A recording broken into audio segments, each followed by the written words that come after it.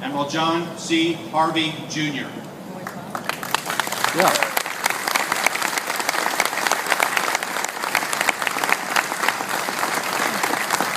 Good afternoon and welcome to you all. I will be the first to admit that when I woke up this morning, I was feeling pretty good. It was kind of a hoo-yah moment. Took a quick glance, saw that we had the weather. Chaplain, well done. And then I was just saying, okay, 39 plus years, all right, good job, John. The best 3 years of that 39 were down here at Fleet Forces Command with the greatest sailors on the planet. Another hoo-yah moment. And I'm turning this command over to an officer I really like and respect, and that's a good thing. We got the CNO and Darlene here with us to make sure it all goes smooth and actually happens. So I was feeling all right. I get down in to the galley, get the coffee, get the paper. Okay, big article was in the paper, just like they said it was going to be this morning. Now I've learned to keep my expectations in this matter, low. We're never disappointed that way. And I went through the article. Okay, no surprises, pretty much how I thought it was going to play. The quotes, pretty nearly what I remember saying. That's always good. Don't get the phone call from the big guy asking you what you were particularly thinking that day. And then I got to the part that said, but he just doesn't look like much. Oh, that's terrible. That surprised me. I mean, what was this guy expecting? Nelson on the quarterdeck at Victory at Trafalgar or what? That's all I got to work with. So he doesn't look like much. And then I get to of modest build. Yeah, it's a modest build. I mean, this is it. I just do the best I can with what I've got. And receding hairline. Now, actually, that was a very charitable comment. The tense being used there was very, very charitable. As far as my hairline goes, that ship sailed a long time ago. But then he puts it all together for me. Modest build and receding hairline suggest government bean counter rather than 4-star admiral. Man, this is my last day. Throw me a bone here.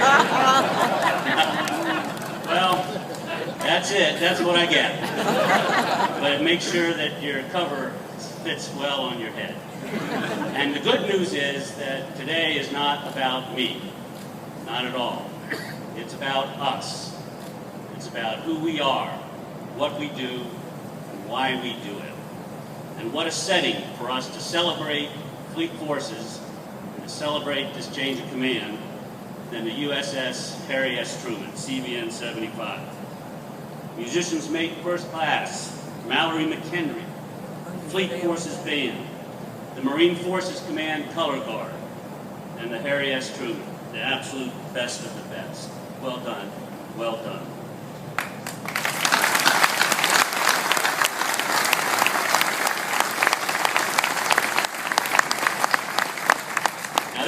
Fleet Forces adventure started for me on board this great ship just over 3 years ago when I had the privilege of relieving Admiral Greener.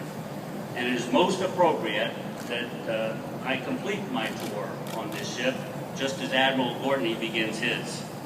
Captain Roth, I was privileged to be here in the audience when you took command not too long ago, and it certainly looks to me like command of Harry S Truman agrees with you. Your ship looks great, and so does your crew. Well done, and thanks. And as you can tell from a quick glance around, we have a great many guests with us today, and we're truly honored by your presence. And while I can't single out everyone, there are a few here I would especially like to recognize. First, Admiral Gortney and I are both blessed to have so many family members with us. I'll speak to Team Harvey a little bit later, but I'd particularly like to welcome Sherry Gortney, son Billy, daughter Stephanie, and Admiral Gortney's father, Captain William Gortney. Captain Gortney, a Navy fighter pilot in Korea, who also went on to command BA-93 in A-4C Squadron. Light attack all the way, Captain. And then was air boss on the Midway. Sir, you look right at home here. Right at home. What a great day for the Gortney family, and we're so glad to have you all with us. And as an added bonus, the Navy is back in Virginia House. Order has been restored to the universe. We also have Mayor Paul Frame of Norfolk, Mayor Will Sessoms of Virginia Beach, and Mayor Kenny Wright of Portsmouth. We are truly blessed by these civic leaders that we have in this region. The mayors who are here with us today are all in on our Navy and absolutely superb partners who are focused on the well-being of our Navy, our sailors, and our families as we are.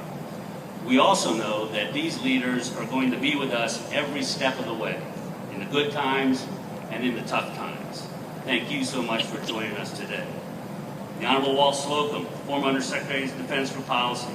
Sir, thank you so much for making the trip down here today. My real education on the world that existed outside the Navy began in your office. Indeed, you told me that it was my education that there was a world outside the Navy. What a privilege to work for you, sir. What a privilege. General Charles Jacoby, United States Army, Commander, Northern Command, and my almost component commander. Great to see you, sir. Thank you for being with us. The Honorable Jay Johnson, General Counsel of the Department of Defense. Thank you, sir. Admiral George Zimbalist, Royal Navy, and as Commander-in-Chief Fleet, my counterpart in Her Majesty's Senior Service. Admiral, you got the prize for the biggest distance traveled to be with us today. Thank you so much for being here. General Mike Hostage, United States Air Force, and Commander of the Great Air Combat Command just across the river at Langley.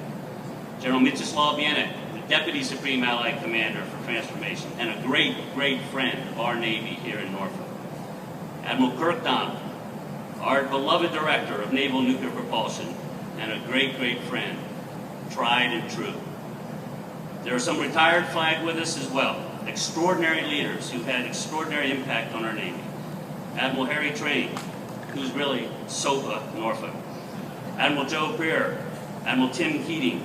Admiral Keating got the ball rolling for all this morning when he oversaw the promotion of Admiral Gordney to 4 stars. Thank you, sir, for being there, and thank you for getting things rolling for us. Admiral William Flanagan and Admiral Archie Clemens, we are truly honored by your presence. The Honorable Terry Suit, Virginia State Secretary for Veteran Affairs and Homeland Security. My counterparts from the world of Semper Fidelis, Lieutenant General Jay Paxton, commanding Marine Forces Command, and the world of Semper Paratus, Vice Admiral Rob Parker, commanding Coast Guard Atlantic area.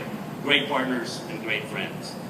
And you know this is really a big deal because we got the Master Chief Petty Officer of the entire United States Navy here with us as well, Mick Von Rick West.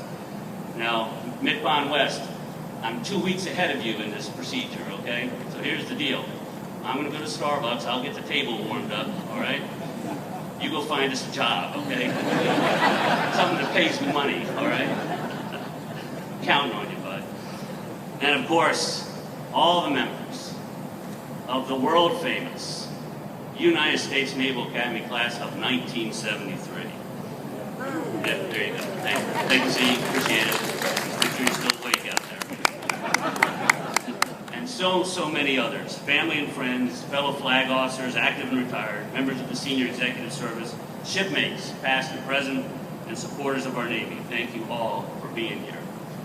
And now I have the distinct honor and great personal pleasure to introduce our guest speaker today, our Chief of Naval Operations, my boss, Admiral John Greener. You know, I've been in a position for the last 12 years to get a pretty close look at the officers who preceded Admiral Greener as CNO, to see the particular challenges that they were faced with and gain some understanding of the truly unique environment in which our CNO operates and the extraordinary responsibilities that he bears. Please note that CNO is the senior military officer in the Department of the Navy, responsible to the Secretary of the Navy for the command, utilization of resources, and efficiency of the operating forces and of the shore activities so assigned by the Secretary.